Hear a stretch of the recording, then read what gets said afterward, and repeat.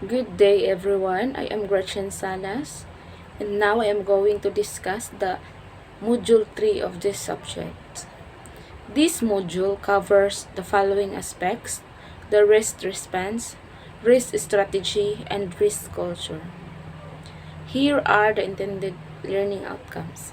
At the end of this module, the students are expected to discuss risk response, risk strategy, risk culture. Number 2, present how risk culture and strategy creates economic value for every organization. And number 3, appreciate cooperation as dominant ethic to effectively respond to changes. Risk response. The 4 T's of hazard risk management can be summarized as: first, tolerate; second, treat; third, transfer; and fourth, terminate. Now we are going to discuss these keywords one by one. First, the tolerate risk. Tolerate risk, the comment about legal or regulatory requirements, is very relevant in that organization will often have to tolerate a risk because of legal or regulatory requirements, even in circumstances where the organization would otherwise not wish to tolerate risk. So it should be noted that tolerance relates to a specific or individual risk. Risk appetite refers to the amount and type of risk that an organization is willing to pursue or retain. Then second, treat risk. When the likelihood of a risk materializing is low but the potential is high, the organization will wish to transfer that risk. Insurance is a well-established mechanism for transferring the financial impact of losses arising from hazard risk and control risk. Risk hedging or neutralization may therefore be considered to be risk transfer option as well as the risk treatment option. Third is the terminate risk. When a risk is both of high likelihood and high potential impact, the organization will wish to terminate or eliminate the risk. It may be the risk of trading in a certain part of the world or the environmental risk associated with continuing to use certain chemicals are unacceptable to the organization and or its stakeholders. Then, strategic risk response. The overall approach to the management of control and opportunity risk is similar to the approach adopted for the management of hazard risk. However, there are sufficient differences in a range of options available to this to be presented separately. It is worth remembering that projects normally reflect and implement the tactics that are being employed to implement strategy. Now, let's move forward to the risk strategy. Dynamic business models. Organization will often establish business objectives and strategies or objectives as separate documents. When seeking to ensure the risk management makes a full contribution to our organization, it is important to view both of these sets of objectives and explore the relationship between them. Business objectives will often relate to the annual budget that has been produced by the organization. This budget will contain details to the anticipated sales as income and the cost of sales as expenditure. So here's the types of business process. There are 4 basic types of core process. These are processes designed, implemented, and managed to ensure the following: development and delivery of strategy. So, development. Then second, management of tactics, project, and enhancements. Then third, continuity and monitoring of routine operations. Then fourth, activities that are designed to ensure compliance. So, strategies and tactics. Business strategy is the statement of what the organization intends to receive and how it plans to achieve, and is based on the strategic decisions about the future of the organization. So the business strategy, it includes the competitive advantage of your business, the strategy that you're going to apply in order to achieve those visions. So, establishing a detailed business strategy enables the organization to deliver its mission, objectives, strategy, and plan. So, the overall objective of risk management input into strategy is to ensure effective and efficient strategy and strategic decisions that will deliver the desired outcomes. So, in this subject, the business strategy also include how to manage the risk in an organization. So, let's move forward. Effective and efficient operations. The overall objective of risk management input into operation is to achieve operational efficiency that is protected from unplanned disruption. So, disruption of operations is likely to be caused by a hazard materializing. The design of efficient operational core processes that are free from disruption will provide the organization with significant competitive advantage or place the organization in a better position to deliver value for money. So, ensuring compliance. The reasons for undertaking risk management activities are described as mandatory. First, mandatory, assurance, decision making, and effective and efficient core processes. So, it also known as made to.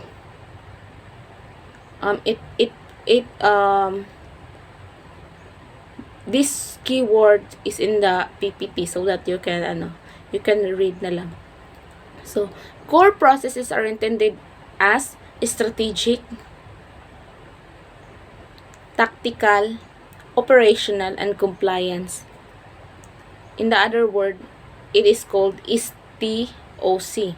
There is a clear link between the reasons of undertaking risk and the effectiveness and efficient of core processes. So these two keywords are connected to each other.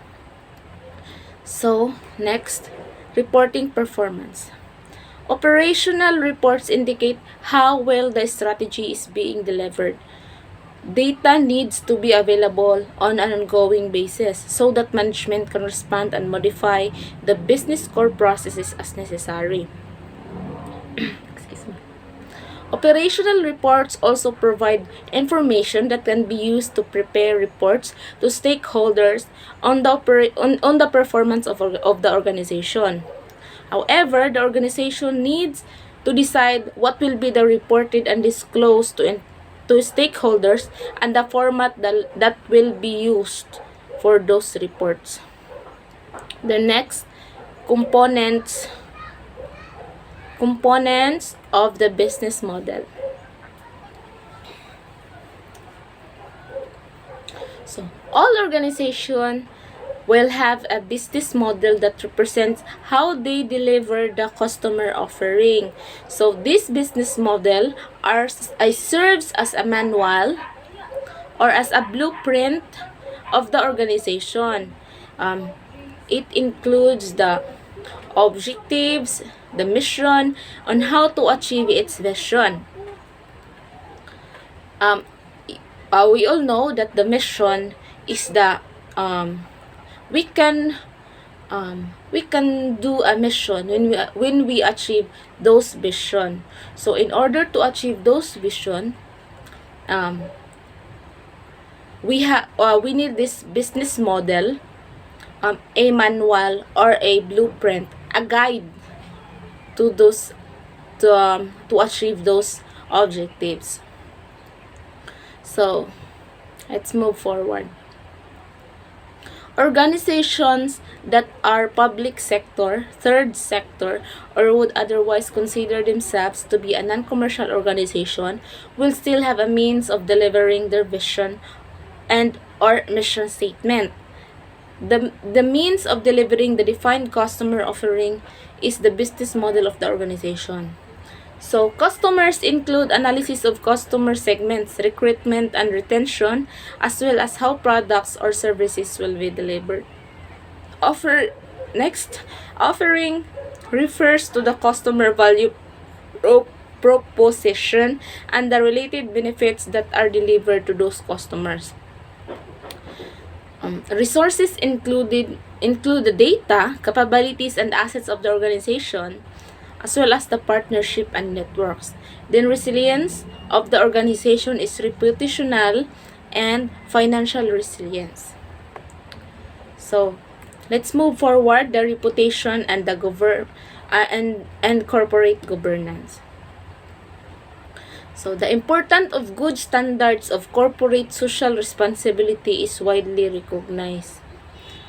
So, in today's business strategy, most of the organization are corporate have a social responsibility.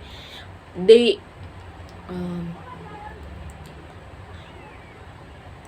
have a they promote a green environment. They operate with social responsibility. They foster green operation, green environment.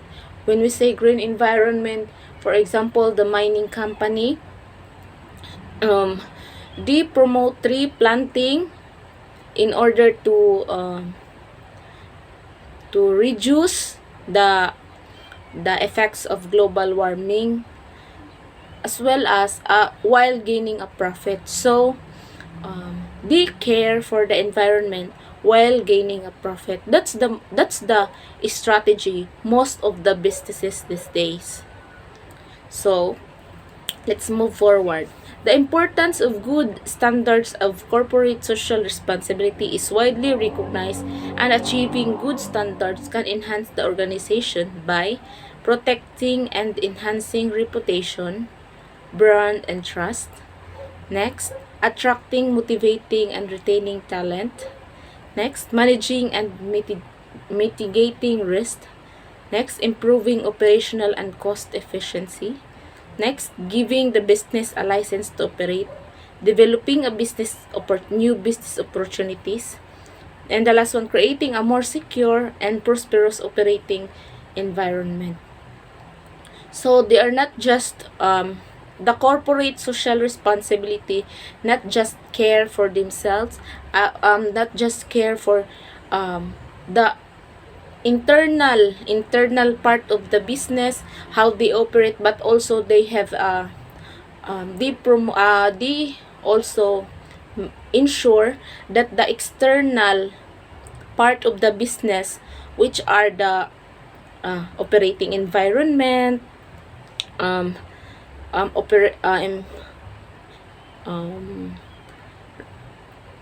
this reputation of the business, they want to protect those mentioned words in order for them to operate softly. So soft lang ang pag-operate nila if they also enhance those external factors in operating a business. So let's move forward. The CSR and risk management. So corporate social responsibility, in other words CSR, is an area of concern where it is likely that public opinion will be ahead of the thinking within main organizations. So as what I have said, they also listen to the public opinion, the external part of the business, which is the public. No, diba? Open sila. So, CSR issues therefore represent a great opportunity for an organization to develop corporate social responsibility plans and actions that respond to public opinion. Treating the CSR agenda as a dynamic, proactive set of issues will enable the organization to gain reputational advantage. So next, supply chain and ethical trading. So failure to ensure appropriate ethical behavior is increasingly recognized as a major business risk.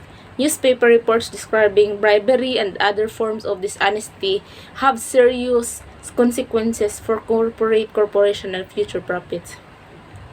So, easy access for information on the internet can result in organizations being investigated and exposed for unethical trading and or unfair treatment of suppliers. So, let's move forward. So, there are several areas where unethical trading can result in damage to reputation, the loss of future profitability, and the refusal on the part of the customers and suppliers to deal with organization. These issues include failure to comply with rules and organization, trading with undesirable overseas government, excessive payments to political parties, tax evasion or tax evasion or dubious tax arrangement. Next, inappropriate criticism of competitors, then false allegations against competitors, then unethical alliance with competitors. So very sabotable sentence statements. It is easy to understand. So those are some those issues serves as an unethical trading in that can damage a reputation of a business. So next, important of reputation. Reputation is fundamentally important to organizations. In fact, it is often said that the reputation of an organization is the most valuable asset. Ba? It is goodwill kibali. So, that is possesses because reputation is so vitally important and can so easily be lost. Organizations should make sure that they understand the basis of their reputation. Reputation is based on the size, nature, and complexity of the organization. But it is useful to put more structure into what makes a good reputation. So if your organization become large, you can gain more profit. There is a high risk also. There's also a more risk about those damage of reputation. That is why you also need to manage those risks that can affect or damage the reputation of the business. So let's move forward. The four main components of reputation are as listed below. So, case. In a short word, it is case. Case, C, capabilities, including purpose and resources. Next, activities, including processes and finances. Third, standards, including services, products, and support. And next, ethics, including values and integrity.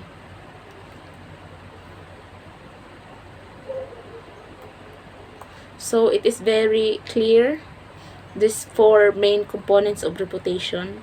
The capabilities, the case which C that serves as capabilities, including purpose and resources, activities, standards, and ethics. So thank you, and that's all for my report. Mr. Diginyun will continue for the next topic in this chapter. So thank you very much. Good day, everyone. I am the second reporter of Module 3, and risk management. So, risk management strategy, it is important for an organization to have a clearly established strategy in relation to risk management. So there are some examples of risk management strategies. Number one is risk avoidance, risk acceptance, risk transfer, risk reduction, and risk retention.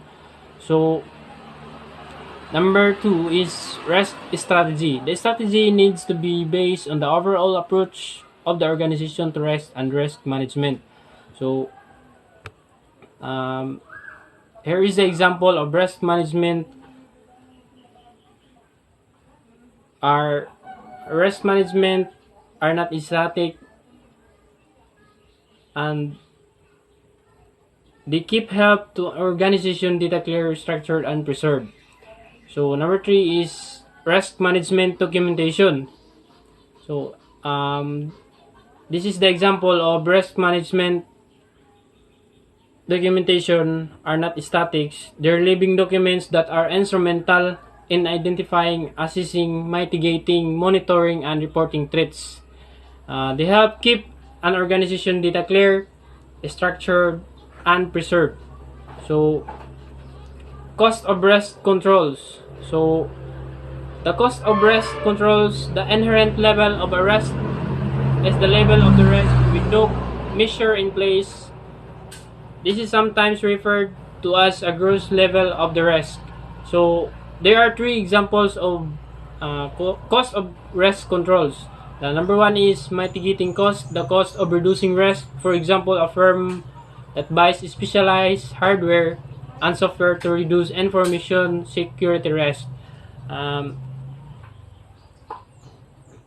The other one example is risk control cost, the cost of operational processes designed to reduce risk, such as credit checks that are run on customers. The last example is transfer cost, the cost of transferring risk using techniques such as insurance or financial instrument.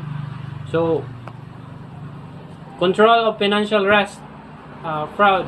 One of the key areas of financial risk faced by organization is fraud, which can be committed by employees, customer, or suppliers. So fraud becomes a crime when it is knowing misrepresentation of the truth or concealment of a material fact to induce another to act his or her detriment, which is in Black Law's dictionary. In other words, if you lie in order to deprive a person or organization of their money or property, you're committing fraud.